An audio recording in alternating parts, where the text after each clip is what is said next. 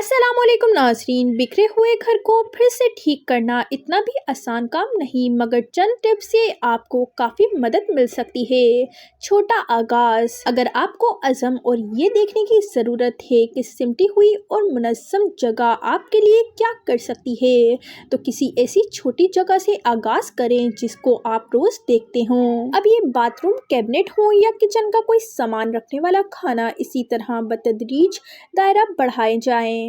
बेकार अशिया को संभाले मत। ये बहुत मुश्किल होता है कि किसी प्यारे की दी गई चीज को फेंक दिया जाए या किसी और को दे दी जाए ताकि उसके काम आ सके, मगर जब तोहफे की ज़रूरत ना हो या उसे पसंद ना करते हों तो बगैर किसी अफसोस के उससे छुटकारा हासिल कर लें, क्योंकि हो सकता है कि कोई और उसको ज़्यादा बेहतर तरीके से इस्तेमाल कर सके।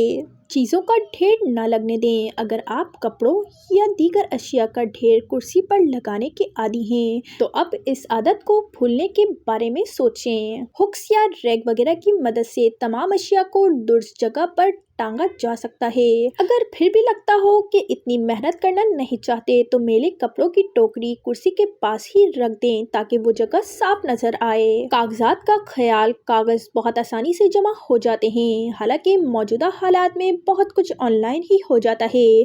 जब कागजात की सफाई करनी हो तो उनकी फाइलिंग करते हुए अहम दस्तावेजात को संभाल कर फाइल में लगाएं, बल्कि अगर मुमकिन हो तो स्कैन करके डिजिटल स्टोर करने के बारे में सोचें। बाकी बेकार कागजात को फाड़ कर कचरे में डाल दें। उंगलियों को स्याही से बचाने के लिए दूध में थोड़ा सा बेसन, हल्दी और लीमू मिलाकर गाढ़ा अमेज़ा बना लें। इसे हाथ या पैरों की स्याह होती हुई उंगलियों पर लगा लें। चंद दिनों के इस्तेमाल से स्याह पड़ती उंगलियां साफ हो जाएंगी।